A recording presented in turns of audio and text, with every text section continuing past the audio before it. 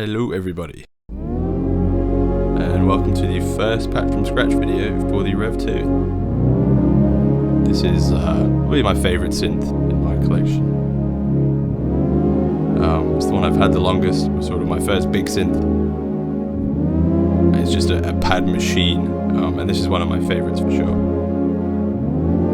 It's got some beautiful soft graininess to it, that I think is really nice.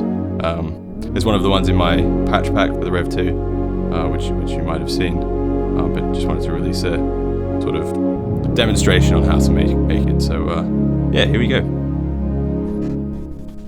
Okay, so the first thing we want to do is go through the oscillator section. So starting with oscillator 1, we'll just be on a sawtooth wave. The frequency and fine tuning settings will be the same. So just under this at the moment. The shape mod will be at 19%. No sub-octave and no noise, so you can hear how the shape mod on oscillator 1 just softens the sound a little bit. And then we're going to bring in oscillator 2 as well, so that will be on a pulse wave. The frequency is going to be an octave above oscillator 1, so we can just change the frequency to C3, because oscillator 1 is set to C2 by default. Shape mod at 50%, which means that it's a regular square wave, 50% width, and then the oscillator mix will be at 29. So hearing that now, just if I change that,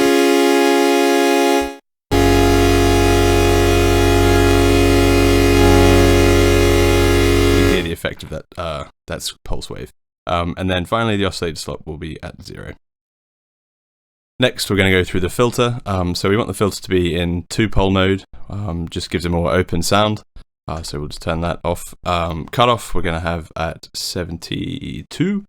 Resonance at 50, so we can listen to that as well. So with the filter open and then bringing that down, gives a much softer sound. And the resonance adds a nice bit of a nice feel to it as well. For the filter envelope, the envelope amount will be -12. Velocity is at 0, so there's no velocity sensitivity on the filter, no matter how hard you hit it. Key amount is at 0, and audio mod is at 62. So if I actually just, and the audio mod is really where the graininess of the patch comes in. You can really hear the effect of that there. For the filter envelope, the delay and attack will both be set to 0. The decay is at 83. Sustain is at 0 and release is at 93. So it opens up the filter a bit and then slowly closes it again. Sorry, it actually closes the filter and opens it up again because of the negative envelope amount.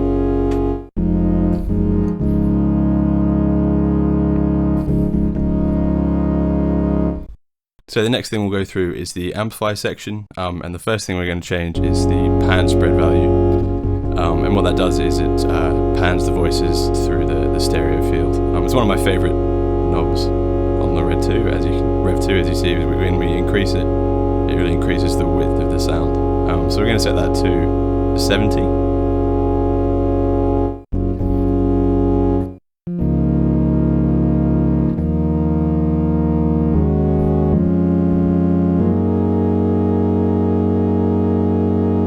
For the amplifier envelope, we're going to have quite a long attack, so that'll be set to 88, the decay to 91, the sustain to 93, and the release to 74.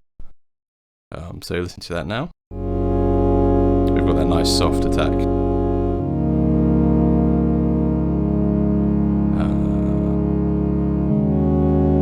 Still getting used to talking and playing at the same time. Right, we're getting there. So you can really start to hear the basic sound forming, the sort of graininess of this patch. We've just got a few more things to add to get it, to the final sound.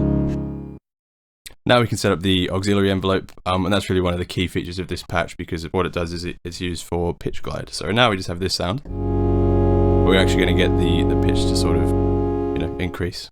So first the destination, just change that to oscillator all frequency, so both oscillators will increase in pitch. Nothing yet, obviously. The amount is -19, so what that means is that the pitch will actually start lower and then sort of glide into the note.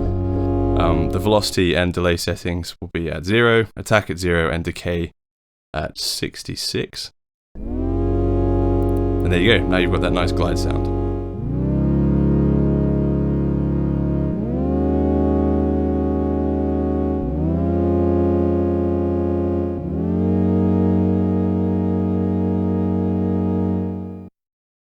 So next we're going to set up the LFOs. You can hear right now it sort of glides into its position. You have the amplifier envelope and the filter envelope, but then it's sort of stagnant. So we're going to use those LFOs to bring in some extra movement to the patch. I'll set up the first one, and then you can check the patch notes in the description to set up the other two. So oscillator 1 is linked to the cutoff. We can do that quickly by pressing the LFO button and turning the cutoff knob. And then shape is a triangle wave. Frequency is quite low, 11, so a really nice slow movement of the filter. And then the amount is 6. It's quite low.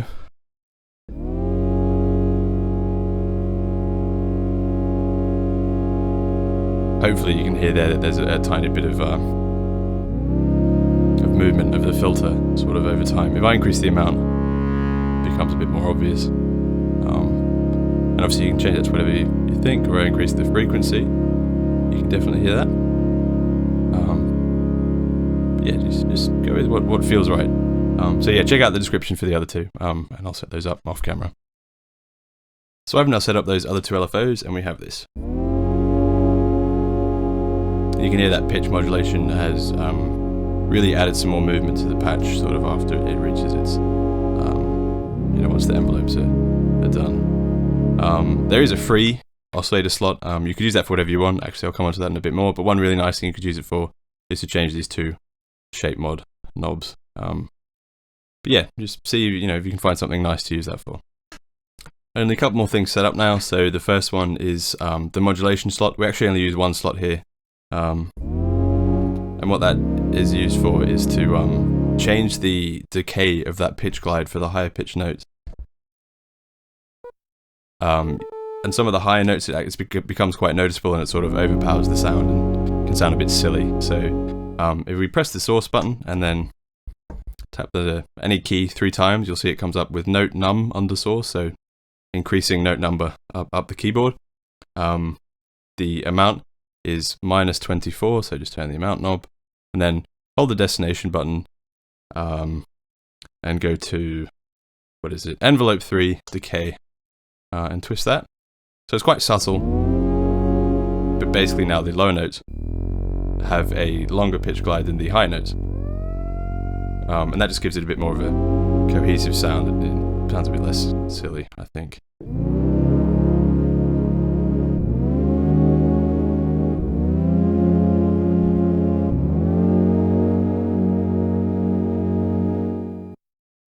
And then the last thing we want to set up is the effect slot. So what we're using here is the built-in reverb. Normally I'm not a huge fan of the reverb on the Rev2, to be honest. If you've got a really good external one, then definitely feel free to use that, but I'm just trying to use this synth only to make the sound. So turn on the reverb. The mix is set to 63. Generally a decent setting if you don't want to wash everything out. The time is set to 227 because the reverb on this thing never lasts long enough.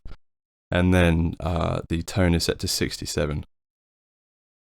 So without the effect, it sounds like this. But with it, gives it a much more full, wide sound, which I think sounds very nice. What could be interesting is if you use that effect slot for chorus or something like that instead, maybe a flanger or a phaser, really subtle effect, and then sort of use an external reverb. But I think this sounds pretty nice. Yeah, so like I said before, you've actually got this free LFO. It could be nice, I've just had this idea, like I said before, to use that to change the shape of the of the two oscillators, or maybe even just oscillator. Let's start with oscillator 1 and see what that's like. So this is sort of as it is at the moment, but that now LFO 4 is set to oscillator 1. If we increase the frequency to maybe 40-ish, because that's relatively slow, not too in your face, and then the amount to maybe 30, 35. There's even more movement. If I take that amount down again, and then as I increase it, you can really hear that. We change that to both oscillators. In fact, we reduce the frequency and increase the amount.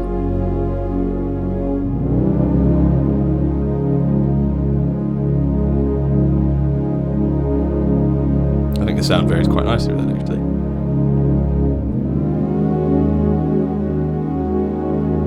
So there you go. The beauty of the Rev2. You've got so many LFOs and so many mod slots that you'll just think of something. And then you can give it a go, and then hopefully it sounds pretty good.